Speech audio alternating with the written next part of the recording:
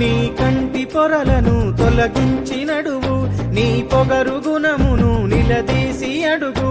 నిన్ను కోరి వస్తే చేయూత నిలువు, నీ వల్ల నలుగురికి జరగాలి మేలు.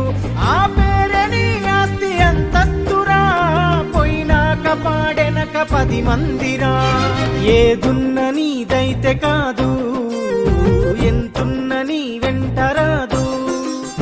ఏదున్న నీదైతే కాదు, ఎంతున్న నీ వెంట రాదు.